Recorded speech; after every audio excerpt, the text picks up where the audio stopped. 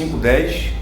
Eu estou com uma versão um pouquinho diferente, mas diz assim, ó: pois todos nós devemos comparecer perante o tribunal de Cristo, para que cada um receba de acordo com as obras praticadas por meio do corpo, quer sejam boas, quer sejam más.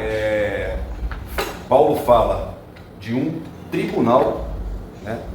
E a expressão que ele usa é: todos nós vamos comparecer, né, nesse tribunal perante a Cristo, né? E ele diz: aonde vamos comparecer, né? Perante o tribunal de Cristo. Aí ele diz: para quê, né? Para que cada um receba de acordo com as suas obras praticadas por meio do corpo. E aí ele fala, quer sejam boas ou quer sejam más. Ou seja, aí fica uma pergunta pra gente, né? Quando a gente, desde pequenininho, né? Nós vemos, né? Às vezes, né? Em filmes, ou ouvimos falar, né? Do arrebatamento da igreja. E aí a igreja, ela é arrebatada, e às vezes qual a ideia que se tem? A igreja vai para o céu, né? E aí ela fica morando no céu, né? Às vezes essa ideia de céu aí, que a gente aprende aí, que a gente vê aí fora aí, é até um céu meio monótono, né? Vai para o céu, aquelas nuvenzinhas, aí tem um velhinho lá com a barba branca, né? Então tem gente até que acha que no céu vai ser chato, né? Mas eu pergunto para vocês, esse tribunal, Paulo fala de um tribunal onde todos nós vamos comparecer. Olha só, Paulo era crente ou não era? Ele está escrevendo para uma igreja, né? E ele diz então que os crentes vão comparecer diante de um tribunal. Olha que forte. Aí eu pergunto aqui para vocês respondem aí, quero ver. O crente, a igreja, ele vão comparecer perante a Deus, ou perante a Cristo, né? E as nossas obras, né? A gente tem aquela ideia assim, a gente vai aparecer no tribunal, aí tudo que a gente fez vai passar lá, né, no telão, todo mundo vai ver, e aí a gente vai ser salvo ou não? Vai ser assim? A igreja vai ser arrebatada, aí ela vai passar por esse tribunal para saber quem vai ser salvo e quem não vai? O que vocês acham? O crente vai passar por esse tribunal. E aí, então a gente vai passar por um tribunal para ser julgado, para ver se a gente vai para o céu, se a gente não vai. O que vocês acham? Ó, lembra que a gente começou falando que a igreja vai ser arrebatada, né? A igreja vai ser arrebatada, começam esses eventos aqui, né? O arrebatamento da igreja. Quando a igreja é arrebatada, na última aula, quem lembra o que a gente estudou na última aula? Ó, a gente falou do anticristo, a gente falou da grande tribulação, a grande tribulação. Mas, não, isso é normal, gente. Ó, anota, vocês anotarem melhor. Ó, a grande tribulação, a gente mostrou, né, nós aprendemos junto aqui, que são os eventos que vão acontecer na terra, quando a igreja for tirada da terra, né? Então hoje a gente vai ver os eventos no céu. O que a igreja vai fazer no céu? O que vai acontecer com a igreja depois do arrebatamento? Aí, em primeiro lugar, nós temos esse evento aqui, é o tribunal de Cristo. Vamos lá, a igreja arrebatada, segundo a interpretação que a gente acredita. A igreja não vai passar pela grande tribulação, ela é arrebatada antes, a terra passa pela grande tribulação. Eu ainda lembrei aqui com vocês, até o professor Luciano acrescentou, que na grande tribulação ela é destinada para os judeus. Deus fala para Daniel, tão determinado ao teu povo. E Paulo lá em Romanos diz que nesse período todo judeu será salvo. Então é um concerto que Deus vai fazer com os judeus. Porém, toda a terra vai estar sujeita à grande tribulação. Todos os eventos que a gente vê de Apocalipse 5, 6 mais ou menos, até o final de Apocalipse, derramamento das taças, né, as 7 trombetas do Apocalipse, essas taças, né, da ira de Deus. Então a ira de Deus vai ser derramada sobre a terra. Aí Jesus fala disso lá em Mateus 24, o crescimento de guerra, de peste, de fome, né? Então vai ser tudo isso que a terra vai estar submetida, mas a igreja não vai estar na terra. É assim que a gente acredita. A igreja vai subir. Aí se a gente voltar, Paulo fala lá em 1 Tessalonicenses 4, que a igreja será arrebatada e se encontrará com Cristo nos ares. Então esse evento começa nos ares. Jesus ele vem e encontra com a igreja nos ares, e aí tem algumas interpretações de que, por exemplo, esses ares ainda não é o céu. mas que Jesus encontra com a igreja em algum lugar nos ares. Pode ser, por exemplo, os mesmos ares que Paulo fala das regiões celestiais, né? Que Paulo até fala que os principados, os potestades habitam nas regiões celestiais em Efésios 6, né? E alguns acreditam que tem o primeiro céu que nós enxergamos, né? Tem o segundo céu, que é o céu atmosférico, onde tem o universo, as galáxias, onde o homem não consegue, né, ter acesso a todo esse... E o terceiro céu é a habitação de Deus. Alguns entendem que esse Ares aqui é nesse segundo céu, tá? Em algum lugar desse. Mas vamos lá. Então, a igreja vai encontrar com Jesus e vai ter dois eventos aqui. Se der tempo, a gente fala dos dois. É 7h30, acho que vai dar sem loja da Paraná. Não sai dos 7h30? O primeiro evento é o tribunal de Cristo. Então a igreja ela vai comparecer nesse tribunal. Depois disso vem as bodas do Cordeiro, tá? Aí a gente vai ver um pouquinho sobre esse tribunal. Em que lugar? É na terra, é no céu, né? O que é? Porque se a igreja é salva, por que a igreja vai passar pelo tribunal? Né? É por isso que nós não acreditamos, né? E a Bíblia tem relato suficiente para acreditarmos assim, que esse tribunal não é um tribunal para sermos julgados. Por quê? Porque a igreja já vai estar salva, né? A igreja já foi glorificada, inclusive. Então, Paulo ele diz, que o que vai ser julgado são as obras. Olha o que Paulo fala, para que cada um receba de acordo com suas obras. Então são cristãos salvos, que vão comparecer perante a Cristo, e aqui nesse tribunal a gente vai aprender que não tem nada a ver com o juízo final.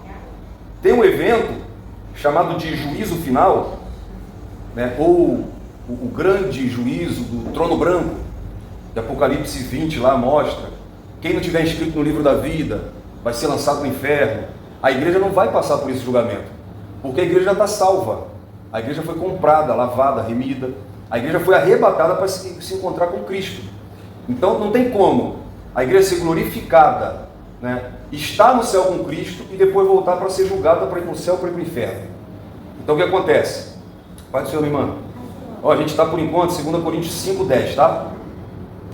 A gente está vendo o tribunal de Cristo. Então,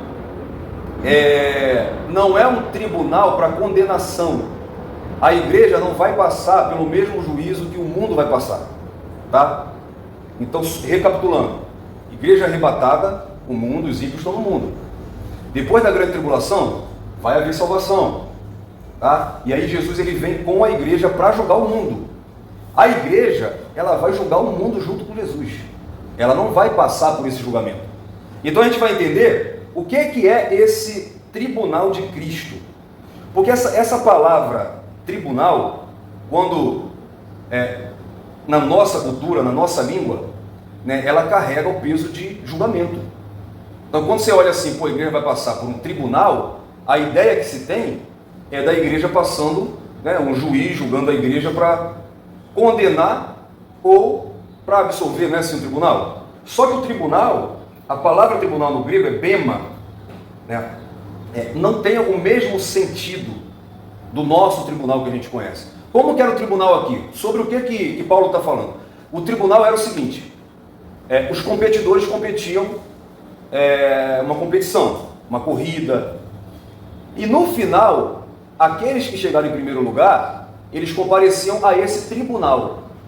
E essa palavra, ela tem o mesmo significado que pódio, tá? Ou seja, aqueles que chegaram em primeiro, eles iam para esse tribunal para serem presenteados, uma melhor palavra, para eles serem, quando alguém ganha a Olimpíada, né, ele recebe a medalha, ele recebe recompensado. Então quando Paulo escreve isso aqui, a ideia que Paulo tem aqui, o que Paulo está dizendo a igreja, ela vai ser recompensada. E aí, recompensada pelo quê? Pelas obras. Ou seja, nesse tribunal, onde o cristão, ele passou, a Bíblia, ela até, Efésios 3, Filipenses 3, Hebreus capítulo 10, o autor dos Hebreus fala assim, corramos para a carreira que nos está proposta. Paulo fala em Filipenses 3 sobre uma corrida, quando ele fala assim, prossigo para o alvo. Paulo está falando assim, eu estou correndo nessa corrida. Quando Paulo fala também aos Coríntios, para que nós corramos, não como os corredores que correm por uma coroa corruptível, mas corramos por uma coroa incorruptível. Ou seja, a vida cristã é uma corrida. O árbitro dessa corrida é Cristo. E como chegamos ao final dessa corrida, Cristo vai nos recompensar. Olha que interessante. Quando se acontecia esse tribunal, era dada a uma pessoa uma coroa. Quando você vê, por exemplo, a notinha de real que você tem, já viu aquele roxinho que tem na nota? Tem um roxinho ali com... Oh, meu Deus. Aquilo ali é uma coroa de louros, que era o prêmio que a pessoa ganhava numa corrida, numa competição, no Império Romano. A coroa do imperador, você já reparou uma estátua de um imperador, alguma coisa assim? Que ele tem era a coroa dele, mas a dele não era igual às que os corredores ganhavam. Os corredores, eles ganhavam, era galho mesmo, tá? E colocava na cabeça dele. A do imperador não, era uma, que eu não sei o material, se era ouro, se era prata, mas não era uma igual àquela.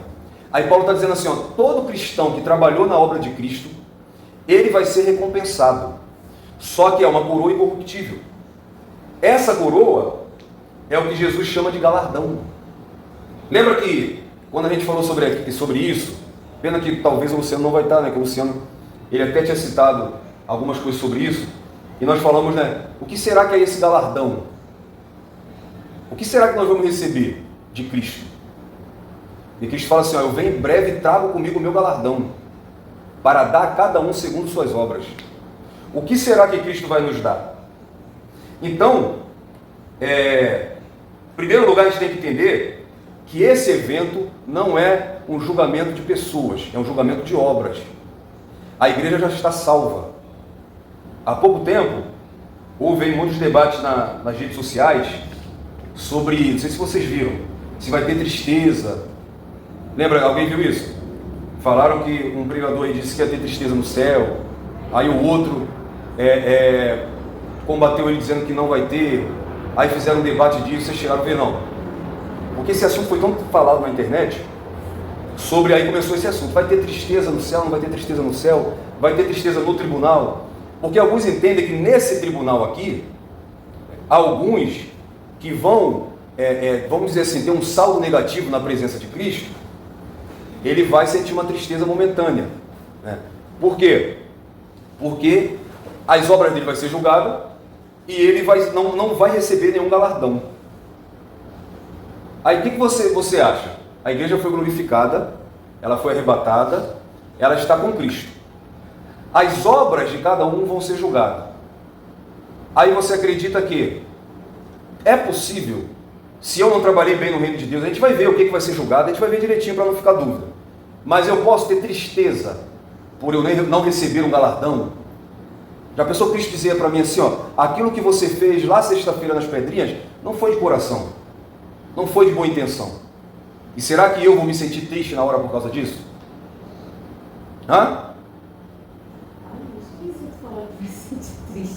Não, depois vocês verem na internet, teve muitos debates sobre isso, vai ter tristeza, não vai ter tristeza. Isso revela a nossa mente humana, Por quê?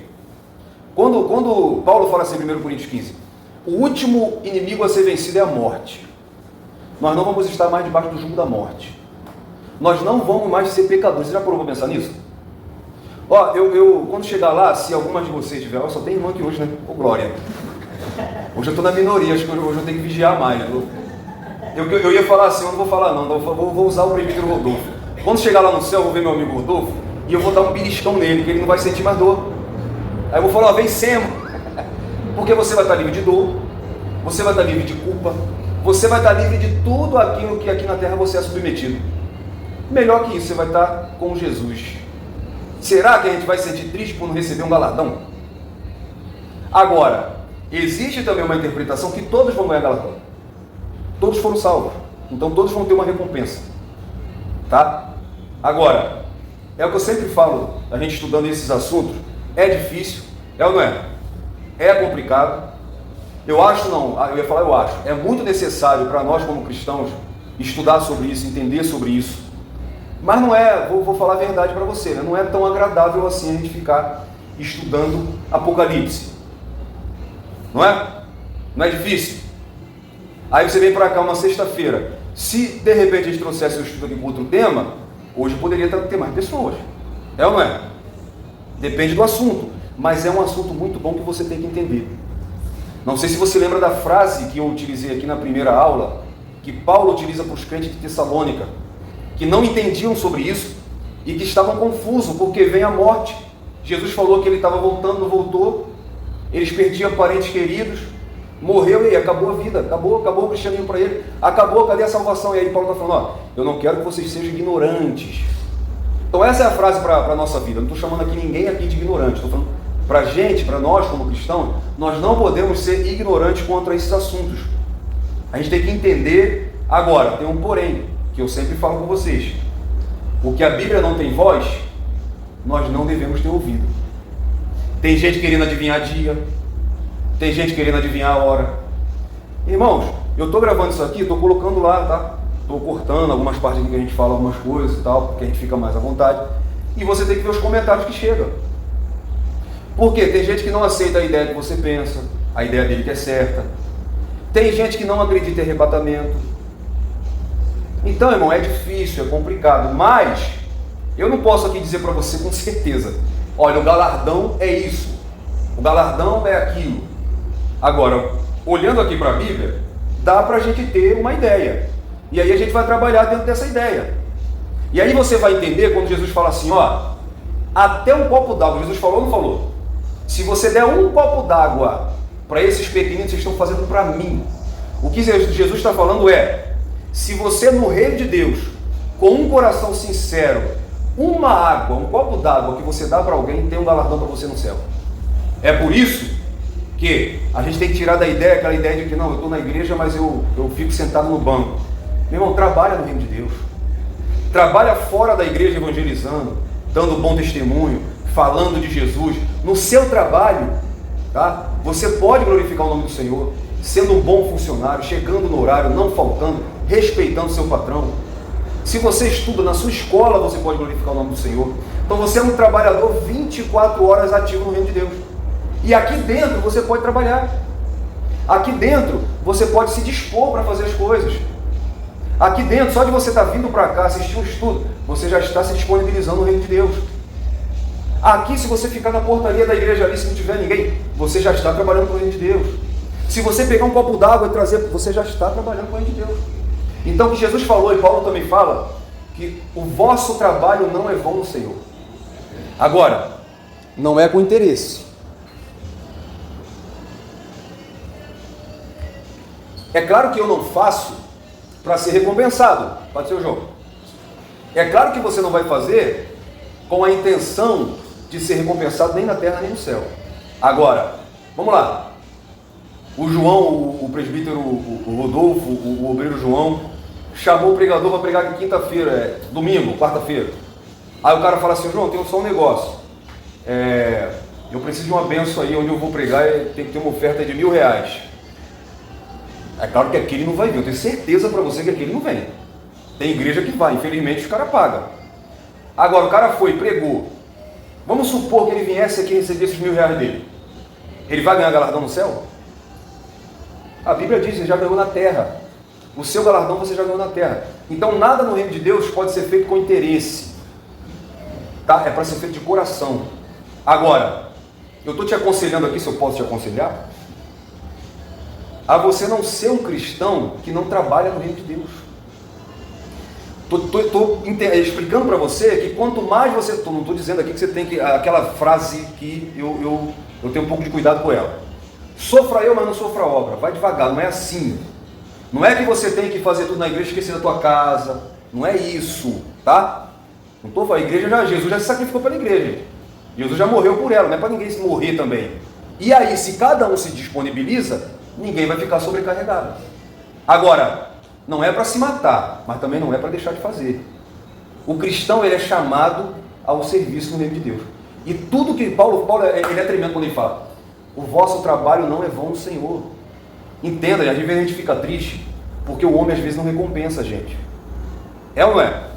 Nós temos, a gente é ser humano, a gente tem a tendência a esperar algo em troca de alguém. Não é? Então vamos supor, às vezes está o departamento das irmãs: poxa, eu fiz um negócio lá, eu ajudei naquilo lá, na hora da festividade nem falaram meu nome. Irmã, seu nome vai ser falado no céu. Faça esperando a sua recompensa de Deus. E aí quando a gente aprender esse segredo, a gente vai ter uma chavinha poderosa. Sabe por quê? Porque a recompensa do homem pode falhar, mas a de Deus não falha. Jesus, ele disse assim, ó: a promessa de Jesus: eu volto, e junto com a promessa trago comigo o meu galardão, a minha recompensa, para distribuir a cada um. Aí o que Paulo diz, ó, João, a gente está em 2 Coríntios 5, tá? 5:10. Deixa eu voltar. Ele diz assim, ó: todos devemos comparecer perante o tribunal de Cristo, para que cada um receba de acordo com as suas obras. Veja que Paulo diz assim, ó: e quem não tem obra, não, é para quem fez alguma coisa. Então assim, trabalha no reino de Deus, que sua vida seja uma vida disposta a servir a Deus. Lá em Romanos 12:1, quando Paulo fala assim: rogo-vos pela compaixão de Cristo, que apresentei o vosso corpo em sacrifício vivo, puro e agradável a Deus. O que Paulo quer dizer com apresentar o vosso corpo? Já reparou que o sacrifício era de animais mortos? Mas Paulo fala assim: não é mais animal, é o teu, é vivo e é todo o corpo. Paulo está falando assim, ó: se disponibilize. A sua vida tem que ser um culto para Deus. Tudo que você faz tem que glorificar o nome do Senhor. Então, irmãos, vamos lá. Eu disse que essa palavrinha aqui, tribunal, é diferente. Então, quando você ouvir tribunal, dá aquele peso, né? Pô, peraí, então a igreja vai passar por um tribunal? Mas tribunal, eu expliquei para você, não é um tribunal para ser julgado, para ser condenado. O pecado aqui não vai ser julgado, porque Jesus já venceu o pecado e nós vamos estar salvos. Então o pecado, Jesus falou assim, ó: do vosso pecado eu não me lembrarei mais. Deus falou, né? Agora, Deus não tem amnésia. Não é que quando você aceitou Jesus e criou uma amnésia na mente de Deus, ele não lembra mais. Ele fala assim, ó: eu lançarei os vossos pecados no mar do esquecimento. Aí às vezes, né, o diabo quer usar alguém para lembrar, né, o que você fez lá no passado. Aí você fala assim, ó, acrescenta um pouquinho, né? Faz uma exegese, né, um acréscimo, e fala assim, ó: Jesus jogou no mar do esquecimento e ainda colocou uma placa: é proibido pescar. Ninguém tem direito de te criticar pelo que você fez, se hoje você é salvo, uma nova criatura. E aí Paulo, o que Paulo diz para o crente lá em Romanos 8? Nenhuma condenação há. Não adianta. O diabo, ele é o teu adversário, ele é o teu acusador, às vezes o vizinho, né, uma pessoa perto também é, né? Mas não tem condenação para você. Sabe por quê? Ele é o acusador. Mas quem é o teu advogado? Jesus. Temos um justo advogado à direita do Pai. Oh, glória! Sabe o que acontece? Deus não esquece do teu pecado, não. Mas o Filho morreu e levou os teus pecados que você ainda nem cometeu.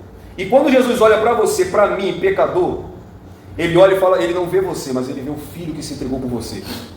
Ele não faz questão mais de lembrar. Deus não é igual a gente, irmão, que às vezes perdoa, mas quando pisa no pé, a gente lembra aquilo que fez. Deus não faz questão de lembrar. Então, bem claro isso aqui pra gente, tá? A igreja não vai ser julgada, tá? Para ser condenada. As obras que cada um fez vão ser julgadas para ser recompensada.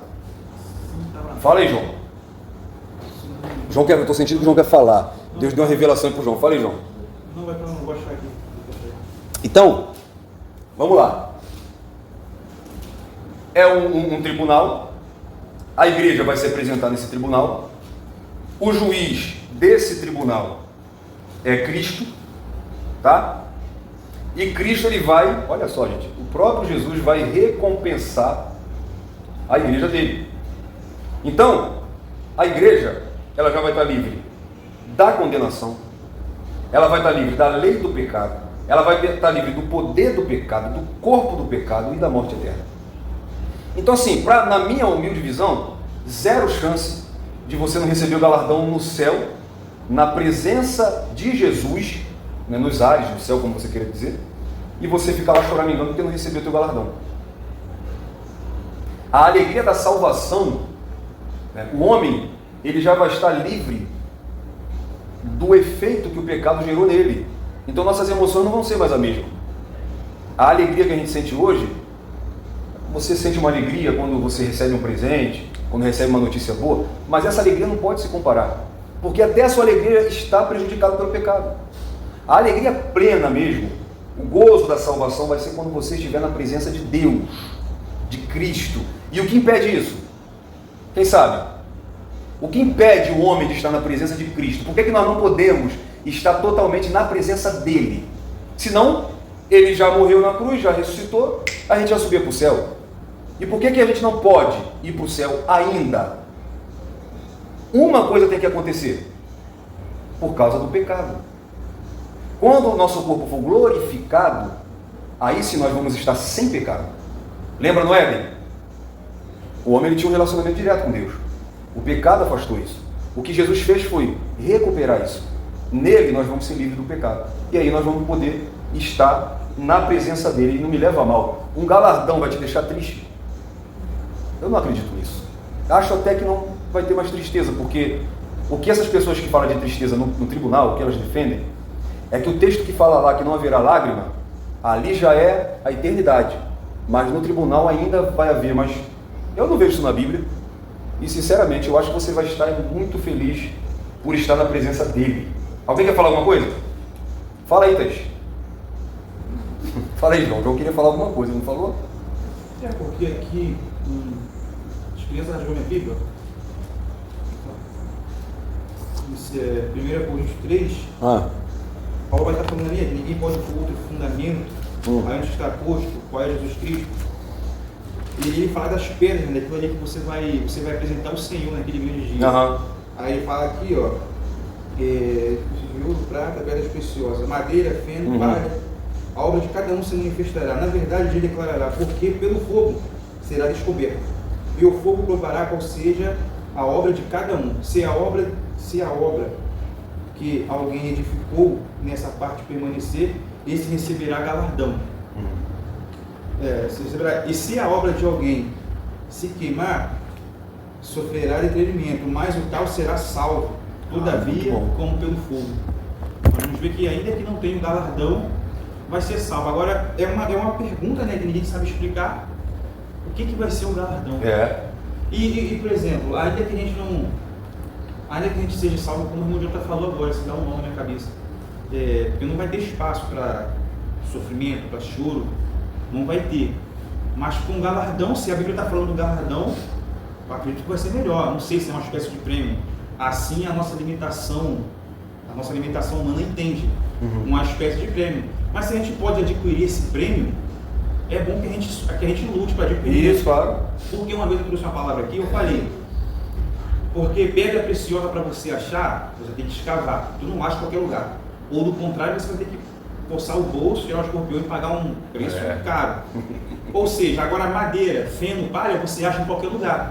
E uma coisa que eu falei, que quando nós não nos dedicamos para dar aquilo que é precioso, nós acabamos prestando atenção nos resultados daquilo que estamos fazendo. E quando nós vemos que o resultado daquilo que nós estamos fazendo, sei lá, 10, 20, 30, 40 anos, não é bom, a gente corre um grande risco de parar por frustração. Com certeza.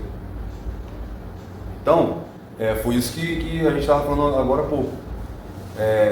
Que você tem que ser um cristão que trabalha no reino de Deus. Tanto aqui dentro da igreja, como do lado de fora. Aí o João trouxe uma colocação muito boa. As pedras preciosas, que a gente vai chegar até nesse texto aí, é algo, né, que é raro de você encontrar. Então, lembra do diálogo de Jesus com a mulher samaritana? O que a mulher samaritana pergunta para ele? Aonde nós devemos adorar? No monte ou no templo? Aí Jesus fala que os verdadeiros adoradores, a partir daquele momento, não teria um local, né? Não, só pode ser no monte de Gerizim, ou no templo em Jerusalém, mas a adoração é pessoal, ela sai de dentro do interior. É uma adoração pura, sincera, em espírito. Pode ser, Jandir? Ou seja, a natureza dessa adoração é espiritual, em verdade, uma adoração sincera. Então isso tem muito a ver, João, porque tudo que você faz no reino de Deus tem que ser com sinceridade. E aí o João já trouxe isso aqui, que a gente vai chegar agora nesse texto. Por quê? As pessoas não vão ser julgadas no tribunal de Cristo, as obras das pessoas. E aí o que eu entendo com isso então? A intenção com que cada um fez é diferente lá do juízo final, aonde quem não tiver no livro, meu irmão, vai para o inferno e acabou. Agora, no tribunal de Cristo é a igreja que foi arrebatada e ela vai ser recompensada. Agora vamos lá, as obras, fala daquilo que você fez. Aí você pode me ver aqui e pode dizer assim, poxa, o Jonathan está fazendo a obra de Deus. Mas e para Deus, eu estou fazendo? O que será que está me movendo? Por que eu estou fazendo? E aí que entra. Ele conhece meu coração. O negócio é a intenção, é por que eu fiz. E aí, meu irmão, como eu me relaciono com Deus, como eu me relaciono com o meu próximo, como eu adoro a Deus, como eu sirvo a Deus, como eu me comporto como cristão, tudo isso, todas essas obras vão ser julgadas. Como eu me comporto como ovelha, o meu pastor, como eu organizo o meu tempo, sabia? Eu tenho tempo para Deus, porque o que a gente mais escuta é que a pessoa não consegue ler a Bíblia porque não tem tempo, não consegue orar porque não tem tempo. Aí eu te pergunto, quem lê a Bíblia tem mais tempo do que quem não lê? O tempo para todos não é o mesmo? O que a Bíblia diz? Para remir o nosso tempo. O tempo para todos é igual. O que você tem que ter é a organização do teu tempo para você ter tempo com Deus. Se Jesus, que não tinha onde reclinar a cabeça, né? E reclinar a cabeça, Jesus está falando o quê? Ele não parava em lugar nenhum. Dormia num lugar, acordava em outro, andava aqui, andava ali, vivia com multidão, mas ele tinha um momento dele que ele ia para o monte só, ia buscar intimidade com Deus. Daniel, que servia lá, a gente falou muito dele na outra aula, né? Servindo o império lá, exilado lá na Babilônia, mas orava 3 vezes por dia. E quando fizeram o decreto aí que ele abriu a janela e continuou orando 3 vezes por dia. Então assim, a gente tem que ter tempo. Isso também conta. Por quê? Como eu falei aqui, eu usei até a expressão, você é um funcionário 24 horas ativo no reino de Deus. Não é só aqui na igreja. Então tudo que você faz, Paulo fala assim, ó, quer comamos, quer bebamos, ou quer façamos qualquer outra coisa, façamos tudo para a glória de Deus. Então tudo isso, nós chegando no tribunal de Cristo, vai ser provado, vai estar em jogo a nossa sinceridade diante de Deus, como nós fizemos as coisas, tá? Então, a partir de hoje, que nós, se por um acaso você está aqui, mas tinha aquele pensamento, não, ó, uma frase, esse negócio de galardão, o importante é ser salvo, não é? Não, é importante sim você ganhar teu galardão. Ah não, eu sou crente, mas eu gosto só de ficar sentado, não quero fazer nada. Não, faça, irmão. Porque Jesus diz que um copo d'água que você der, você vai ter recompensa. Faça com alegria, faça com sinceridade, seja o mais simples que for. Se você fizer, Deus vai te recompensar. E aí a gente vai entrar agora nessa questão aí, 1 Coríntios 3, aonde o João leu, nem vai precisar da gente ler, né? O João já leu, mas se você quiser abrir sua Bíblia, 1 Coríntios 3, do versículo 11 ao versículo 15, Paulo fala sobre essas obras provadas no fogo. Ele usa o símbolo das obras, né? É ouro, prata, pedra preciosa, madeira, feno e palha, e ele usa o símbolo ao que essas obras vão ser submetidas, que é o fogo, né? Então, são 6 tipos de obras: ouro, prata, pedra preciosa, madeira, feno, palha. Tá? Eu falei 7, né? É 6. Então, a obra de cada pessoa salva, ela será revelada pelo fogo que a provará. Aquela pessoa cuja obra permanecer, depois dessa aprovação pelo fogo, receberá galardão. E aí o que o João leu, olha o que Paulo fala assim, ó, que aquele que não apresentar, que a obra não passar pelo fogo, ele vai ser salvo, como que pelo fogo. O que isso significa?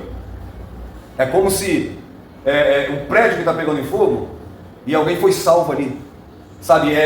Ser salvo, é como se fosse ser salvo em cima da hora. Eu não quero chegar no céu assim não, meu. Não, vai entrar, vamos supor que você, lá na sua empresa, lá tem metas para bater, E aí todos os funcionários bateram as metas todas, um foi o funcionário do mês, o outro foi o segundo, todo mundo, só eu que não bati a meta. Eu vou receber o meu salário, não vou? Mas eu não vou receber o que eles receberam. Então eu vou lutar, porque o próprio Jesus falou assim, ó, o servo que faz só o que o Senhor manda, ele é servo inútil. Porque você já é contratado por aquilo. E é claro que Jesus, isso serve literal, claro, mas Jesus está usando de um simbolismo no reino de Deus. Aquele que faz por fazer, agora aquele que se empenha, que faz de coração, que se dispõe a fazer as coisas para Deus. Aí Paulo fala assim lá aos Filipenses, que tinha uma briguinha lá de duas irmãzinhas, uma chamada Evode e outra Sinti, que viviam disputando, viviam brigando, né, para ver quem fazia mais. Aí Paulo fala, irmão, faça tudo como se fosse para Deus. Considera o teu irmão superior a si mesmo. Então quando a gente se abaixa, tá entendendo isso, João? Quando a gente se abaixa para Deus aparecer, quando a gente se humilha para Deus aparecer na nossa vida, quando a gente alcançar esse nível, é difícil. Mas Jesus disse assim, ó, um texto que a gente lê assim, os humilhados serão exaltados. Jesus fala assim, ó, aquele que se humilha a si mesmo será exaltado. O que Jesus está fazendo? Falando, aquele que por amor à obra, ao reino, ele se submete às vezes até à humilhação, ele vai ser exaltado. E meu irmão, se o homem não te exaltar, você vai ser exaltado perante a Deus. Então, ele não vai esquecer o que você fez. Mas olha só, as obras de madeira, feno e palha, é óbvio que vão queimar. É ou não é? Se você jogar palha no fogo, o que acontece? Não serve nem como lenha, madeira ainda serve, ainda dura um pouquinho mais, né? Então perceba que ele está falando de graus. Esses com essas obras vão ser queimados pelo fogo, tá? E ele vai receber essa salvação. E ele também explica para a gente porque salvação não é por obra, é pela graça. Porque se fosse por obras, quem tem madeira, feno e palha, você não é salvo, não teve obra. Mas é pela graça, pela fé em Jesus Cristo. Agora, a obra que for provada no fogo e ela passar pelo fogo, mostra que a obra que Jesus realizou, ela transformou aquela vida e aquela vida deu fruto. Aquele que não receber obras, feno, madeira e palha, vai mostrar que as obras dele não permaneceu, mas a obra de Cristo ainda permaneceu nele, e ele vai ser salvo. Amém? Então que nós possamos chegar lá com obras sinceras, tá? Então,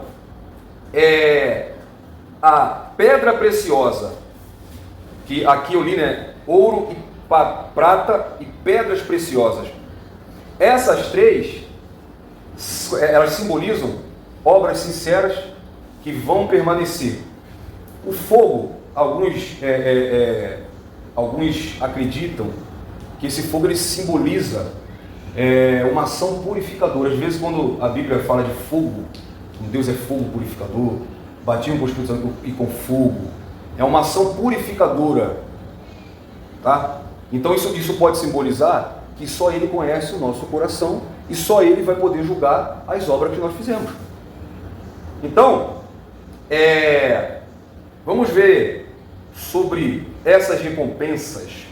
Paulo fala assim no versículo 14: se permanecer a obra de alguém que sobre o fundamento, sobre Cristo, edificou, esse receberá galardão.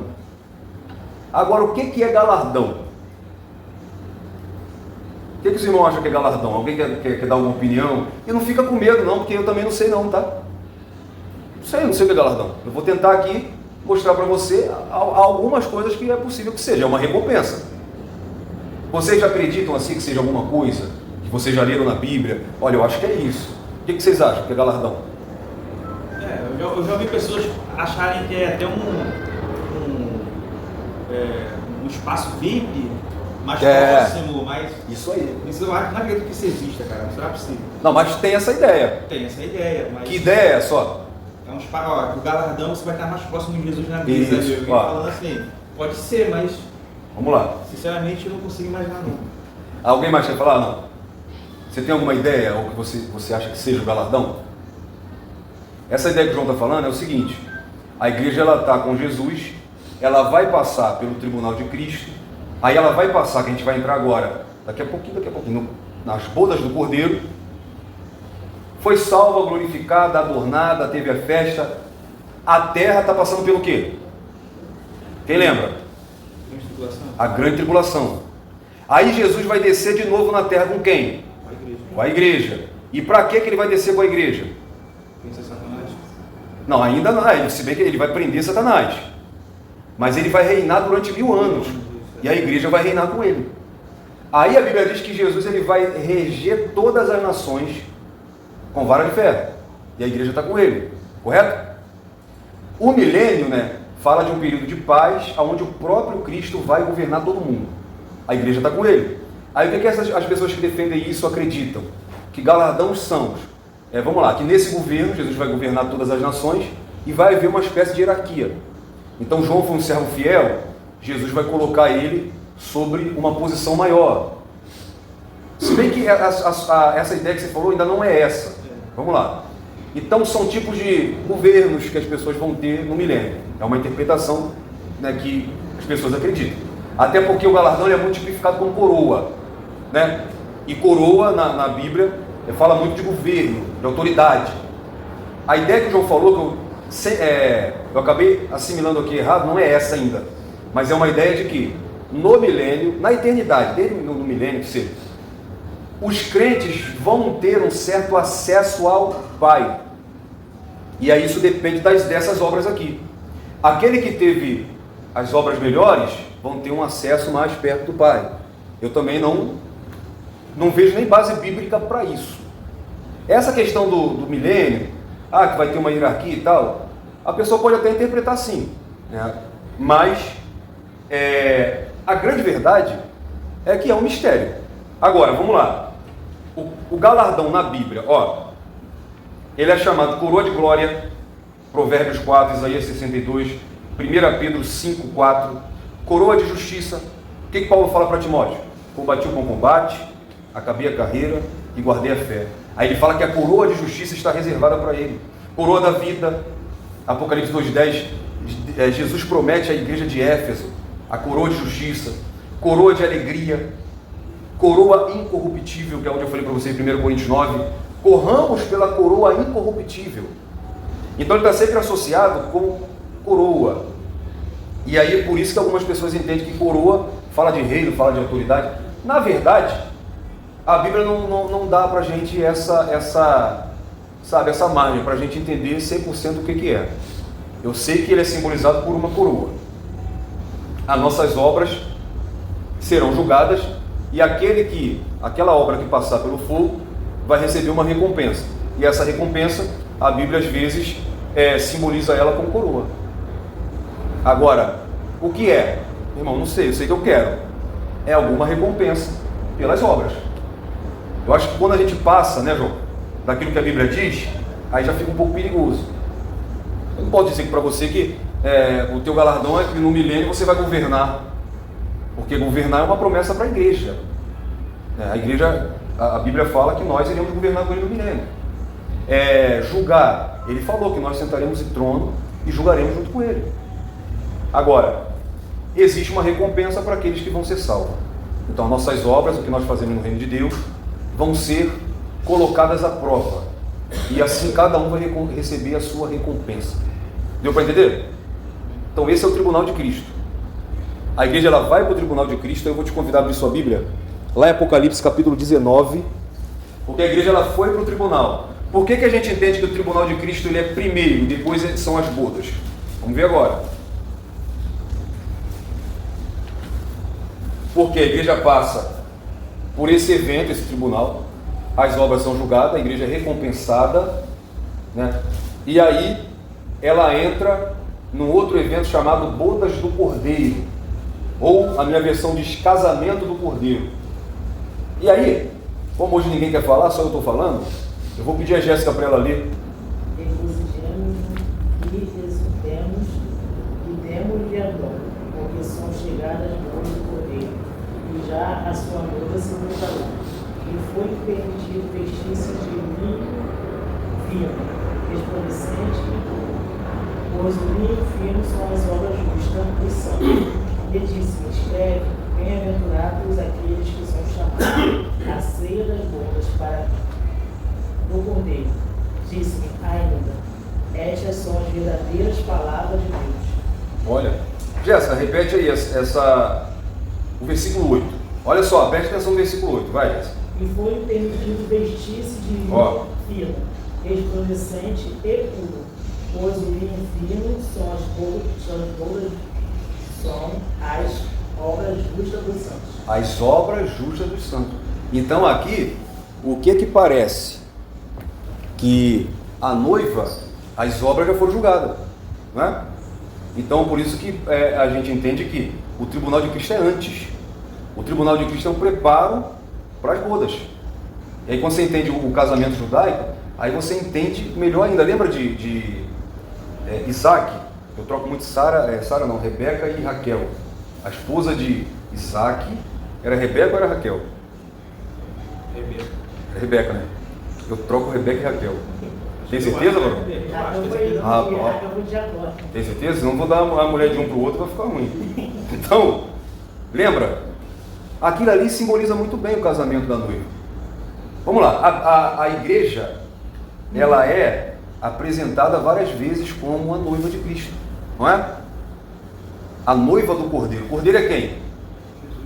Jesus. E aí como é que era o casamento judaico? O casamento judaico não era igual ao nosso, não. E eu vou te falar, por isso que hoje, a gente vê hoje o contexto de casamento hoje, irmão Jardim. A gente olha assim, a gente vê um moleque novo aí casando, não conhece a menina não conhece o cara.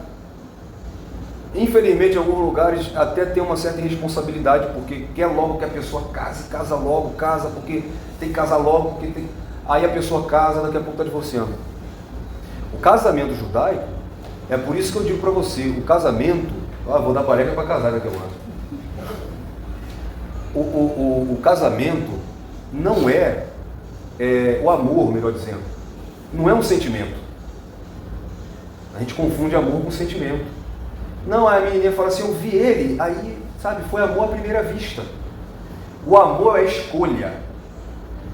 E como que se casava, nem conhecia. A noiva não conhecia o noivo. O noivo conversava com o pai da noiva, olha só, com o pai, ele pagava o tributo pela noiva, tá? E a partir de então ele ia preparar o casamento.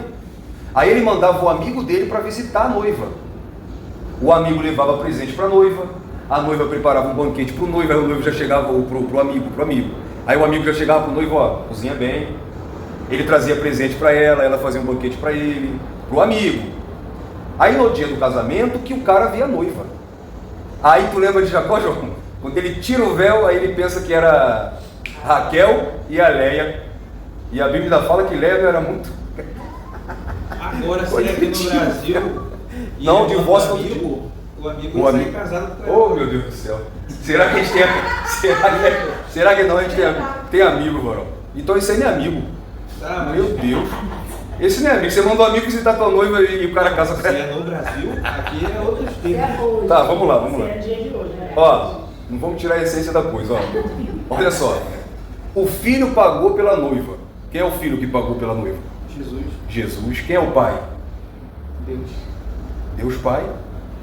Aí, ele foi fazer o quê? Preparar o lugar do casamento. João 14. Na casa do meu pai não tem morado, se não fosse assim, eu não teria dito, vou preparar-vos lugar. E quando eu for vos preparar lugar, voltarei outra vez. E quando eu vier, quando eu voltar outra vez, vos levarei para mim mesmo, para que onde eu estiver, vós estejais também. É interessante até esse texto, Jesus fala assim, ó, eu vou levar vocês para o céu. Ele fala assim, para onde eu estiver, que onde ele está é o céu. Aí a igreja nunca mais sai de perto dele. Oh, glória. Aí olha só, ele foi preparar o lugar do casamento. Aí ele enviou o amigo. Quem é o amigo? Jesus. Não, Jesus é o noivo que enviou o amigo. Quem é o amigo? Espírito Santo. O Espírito Santo é o amigo. O amigo, ele traz presente para a noiva. Aí o Espírito Santo deu para você o dom que você tem, te capacita, habita dentro de você. Só que você também tem que oferecer o banquete para o amigo. Você tem que oferecer o teu culto. Você tem que servir a Deus, como a gente está falando aqui desde o começo. Acho que Deus vai falar aqui. Você tem que trabalhar dentro de Deus. Você tem que ter tua vida voltada para Ele. Porque é Ele que traz essa comunicação do noivo para você e você para o noivo. Aí tem um casamento marcado, armado. E no dia, né, que o noivo vier, a gente lembra de Mateus 25, né? as virgens, né? As loucas, né? E olha que todas as 10 eram virgens, eram puras. Tá? O problema delas foi a falta de vigilância. Aí vem alguém gritando, o noivo vem. Quem é alguém que vem gritando? O amigo, o Espírito Santo que habita dentro de você, que vai fazer você sentir quando ele voltar e a trombeta tocar e você ouvir e subir, ô glória. Esse evento aqui é o casamento.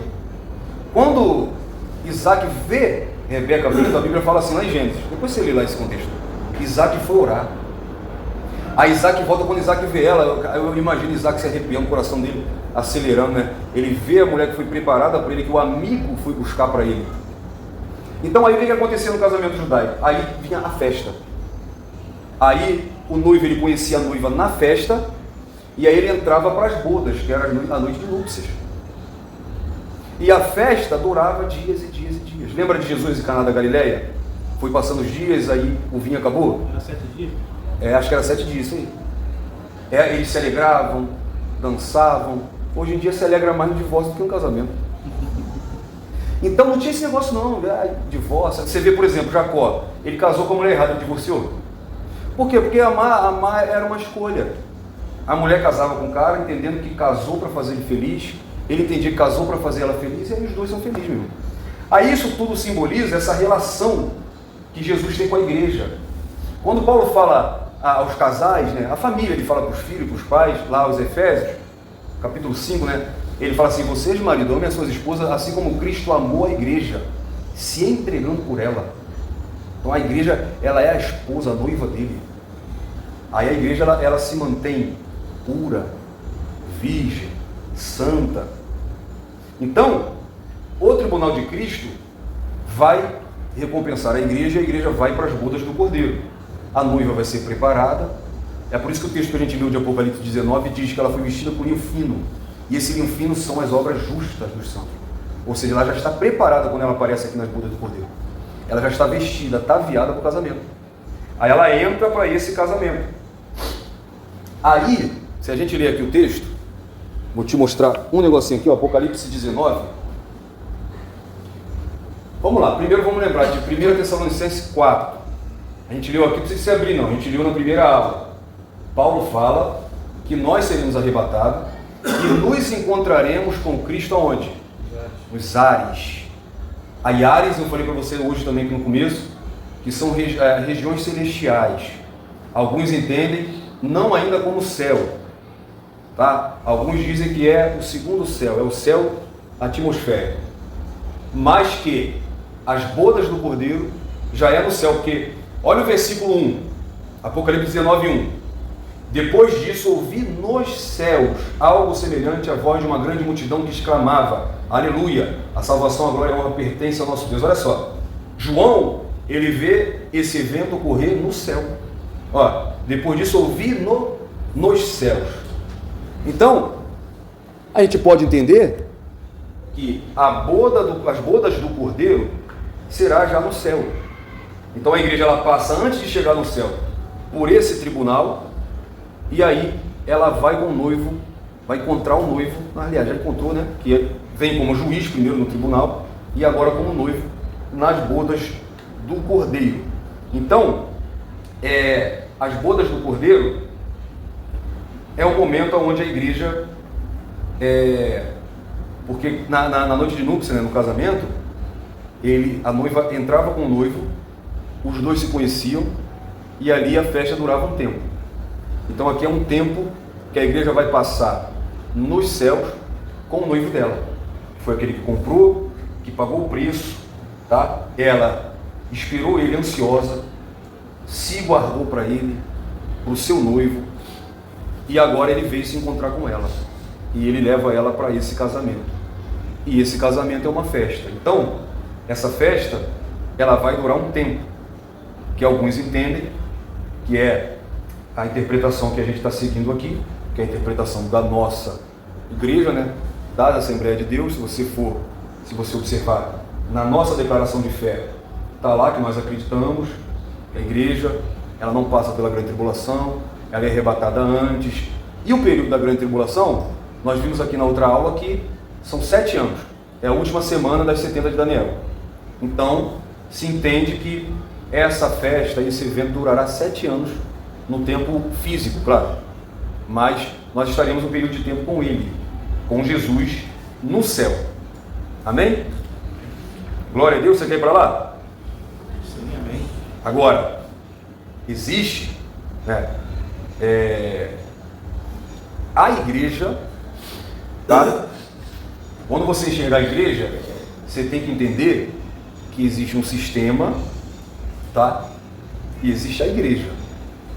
Existe uma igreja visível. Você vai olhar aí e vai ver um monte de igreja. Mas existe uma igreja espiritual, tá? Então, quando eu falo para você que a igreja vai subir, não é todo mundo que está fazendo parte de uma organização religiosa. Você vai passar aí por alguns lugares e você vai ver coisas. Isso aqui eu acho que vocês estão vendo. Quem está vendo aí nos púlpitos das igrejas, esse profeta Mirim agora aí que está nos púlpitos aí? Tem pessoal que, graças a Deus, o pessoal não é muito ligado na internet não, mano. Viu? Gente, cadê a autoridade da igreja? Para um pirralho daquele subir no púlpito e fazer o que faz, fazer o que quer, né? Eu fico bobo com isso, cara. Porque esses caras estão dando púlpito para qualquer pessoa. E pior de tudo, esses dias eu vi ele no púlpito lá, eu não fico vendo ele não, mas é porque aparece muitos pedaços. Sinceramente, eu não fico vendo, não é? Mas ele estava fazendo um desafio, cada um levar uma oferta de R$1.000, e ele ameaçando as pessoas, que se não der eu sou profeta, que não sei o quê, e as pessoas iam lá para dar R$1.000. O que está acontecendo? Essa é a noiva? Hã? Ele deve estar cheio de R$1.000 para dar, porque eu ia falar e eu ia continuar sentado olhando para a cara dele. Não, eu ia pedir ele depois, se ele me dava pelo menos 1.000 dos 10 mil, 20 mil que ele arrumou. Aí entra também no galardão, ele já recebeu o galardão dele. Já recebeu. Essa pessoa pode até ir para o céu, mas não está fazendo uma obra sincera perante a Deus. Ele está cobrando, então o galardão dele já ganhou. Se for para o céu, porque tem alguns também que nem vão, que Jesus vai falar, ó, não conheço vocês. E ele fala lá, né, eu preguei, expulsei demônio em teu nome, mas Jesus não conhece. Então, tem a igreja verdadeira e tem a igreja falsa. A noiva, ela é virgem. Mas a igreja falsa, Apocalipse, ela é chamada da grande prostituta. Se você quiser hoje, você entra em igreja para qualquer tipo que você quiser. Hoje, se você quiser, você encontra igreja para homossexual. Você encontra a igreja que não, você é bonitinho de Jesus, pode ficar assim, não precisa casar, não precisa disso, não precisa. Deus te ama como você é. Aí Jesus fala assim, ó, não tema o homem não que fere o corpo, tema Deus que lança alma e corpo no inferno, é o Deus queridinho deles. Eu acho que no inferno a frase mais falada vai ser essa. Não me falaram que Deus é amor. É, meu irmão, mas no direito à vida não. Se você quiser hoje, você tem igreja para o que você quiser. Se você for hoje, eu passei em Santa Marta, tem uma testemunha de Jeová de um lado e tem uma adventista do sétimo dia do outro lado. Se você quiser, uma vai te ensinar que o sacrifício de Jesus não te salva. Tem que guardar o sábado e um monte de coisa lá que eles ensinam. Se você for na outra, do lado de uma Assembleia de Deus, né, ali em Santa Marta, vão te ensinar que Jesus não é Deus, a adventista também. Jesus não é Deus, tá? Jesus ele é um anjo, Jesus o Espírito Santo não é Deus, é uma força ativa. Isso é igreja? João fala assim, aquele que não confessa Jesus Cristo é anticristo. Então, são lugares que tem placa de igreja, mas não são igreja. Não são igreja. Então, a Bíblia mostra 2 tipos de igreja, a virgem e a grande prostituta. A igreja sujeita a Cristo e uma igreja sujeita a Satanás. Uma igreja que é do céu, uma igreja que é da terra. E aí que entra essas questões. A igreja que é da terra, ela vive da terra. Ela vai mostrar para você prosperidade financeira, ela vai mostrar para você, sabe, vai pagar um bom músico, vai pagar um bom cantor, você vai ver só gente VIP. Tem igreja que você chega aí e tem área VIP. Esses dias eu vi um pastor aí de uma igreja famosa, e ele falou, cara, você não concorda ter área VIP? Se o Neymar chegar no culto, imagina como é que vai ser o culto. Então ninguém está cultuando, irmão, porque se o Neymar chegar aqui, ele vai sentar e vai ouvir a palavra de Deus como qualquer outro. Se o Neymar atrapalhar a tua adoração, você não está adorando. E se o Neymar chega aqui e aqui ele não é como eu, como você, isso aqui não é corpo de Cristo. Não é? Então tem igreja que tem área VIP. Tá? Então, tem uma igreja que é adornada por Deus, tem uma igreja que é adornada por Satanás. Então, gente, essa igreja verdadeira, que é habitada pelo Espírito Santo, é ela que vai para as bodas do Cordeiro. Então, tem uma frase que que eu gosto muito, e diz assim: você não deve se preparar. Não, já ouviu essa frase? Se prepara porque Jesus está voltando. Não, você não deve se preparar. As 5 virgens loucas foram se preparar. Não deu tempo para elas. O crente, ele tem que estar preparado. O noivo, ele ia preparar o lugar. Enquanto o noivo preparava o lugar, a noiva, ela se preparava para o noivo. Lembra da parábola das 10 dracmas? As 10 dracmas, da dracma perdida, né? As 10 dracmas eram um colar ou um diadema que o noivo dava para a noiva. Era a aliança deles. Por isso que aquela mulher fica desesperada quando perde.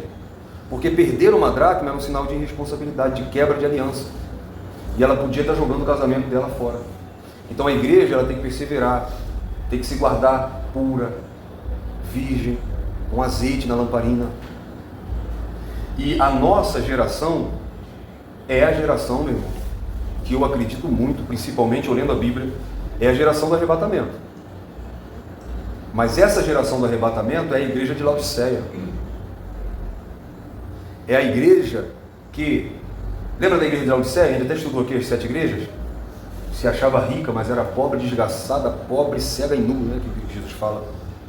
Era a igreja morna. Ao ponto de Jesus falar assim: eu estou a ponto de vomitar vocês da minha boca. Era uma igreja terrena, mundana. Uma igreja que vivia do próprio ego. Morna, ela era tão ruim que ela conseguia ser pior do que fria. Ela não era nem fria, ela nem era quente. Ou seja, ela era meio termo, para lá e para cá, ela era morna. E essa morna que Jesus fala aqui é porque as fontes de água lá tinham águas térmicas, e quem bebia daquela água tinha enjoo, porque era uma água quente. E aí Jesus fala: eu estou a ponto de vomitar vocês. É pesado isso para hoje? É, mas é o que a gente está vivendo. Nós temos hoje templos luxuosos, mas que se eu te falar, meu irmão, eu sou homem, eu não posso medir, não posso te dizer, mas eu posso ter certeza do que eu vou te falar. Em muitos desses locais, eu não posso te apontar A ou B, Jesus está como nessa igreja aqui: estou à porta e estou batendo. Além de bater, ele está gritando, porque ele fala assim: ó, estou à porta e bato. Se alguém abrir e ouvir a minha voz, Jesus está querendo entrar. Mas jogaram ele para fora, para fazer a área VIP para o Neymar. Jogaram Jesus para fora para falar de si mesmo, para falar de prosperidade. Esses dias eu ouvi um líder aí de uma igreja, vou falar o nome, Edir Macedo, da Universal. O pessoal aplaudiu lá e falou: não, eu não quero seu aplauso não. Ele falou assim. É por isso que eu digo, cara, quem estuda a Bíblia, quem valoriza isso, não cai nessas coisas não. Deus não quer seu aplauso não, Deus quer que você ponha a mão no bolso. Deus quer que você ajude aqui na obra e tal, com o teu dinheiro. O ponto que a gente está chegando, irmão. Tanto, a gente terminou agora, tanto que essa igrejinha, como é que é o comercial dela na televisão? Liga na Record que você vai ver. Não, hoje eu sou advogado, eu sou bem sucedido, eu sou nível. Coitado do pobre, meu irmão, porque imagine você com a tua conta vencida, sem dinheiro no banco, todo lascado, acordando de madrugada, entrar numa igreja dessa e você vai ouvir que Deus tem aliança com quem tem dinheiro, meu irmão. Se você é pobre, é tudo amigo de Jó, meu irmão. Se você está passando por um perrengue, Deus não é contigo. É uma igreja materialista. Você viu hoje o Maracanã como encheu? Hoje? Não. Teve lá um clamor para as famílias e lotou, tiveram que abrir o Maracanãzinho. Clamor da Universal? O povo da Universal. E Não, era fora e dentro. Mas aí é onde a gente chega. Mas o povo lá, estou dizendo que eles não são igreja? Não, tem muita gente sincera lá. Agora esses líderes aí, e aquele que vai atrás de ficar rico, aquele que vai porque quer melhorar a sua situação financeira, meu irmão, eu quero ir para o céu. Eu sei que Deus pode me abençoar, eu sei que Ele faz, tá? A Bíblia me mostra assim, que Deus ele pode abençoar minha vida financeira. A Bíblia me mostra assim, que se eu oferto na obra dele, sim, Ele pode me abençoar. Mas Jesus falou para não juntar tesouro na terra, tesouro no céu. Ou seja, a prioridade não é a prosperidade financeira, é a prosperidade espiritual, é a nossa salvação, é uma vida plena em Deus. É por isso que tem gente que ganha um salário e vive bem, tem gente que ganha 10 e não vive. Prosperidade é isso. Então uma igreja terrena, uma igreja material. Olha só, qual é a analogia que é feita lá em Apocalipse para essa igreja. Enquanto a igreja verdadeira é noiva, é pura, é virgem, essa igreja aí é a prostituta. Porque, desculpa o termo, só tem adulto aqui, mas a prostituta, a profissão dela é vender o trabalho dela sexual. É a barganha, é trocar as coisas espirituais por dinheiro. Então, meu irmão, tem líder aí voando de jatinho e os membros não tem nem comida na mesa para comer. E olha que eu estou falando só na área financeira. Se a gente for para a área do culto, da adoração, gente que está igual os samaritanos. Jesus fala, vai ter essa aula aqui domingo, né? A terceira lição já é? Ou é a segunda ainda? Domingo não. Ainda não é a... Não, mas vocês já estão na terceira, né? Ou está na segunda? Estamos na segunda. Está na segunda, né? É? Não, vai ser dada na terceira agora. Então, vai ser dada na terceira. A terceira fala do diálogo de Jesus com uma samaritana.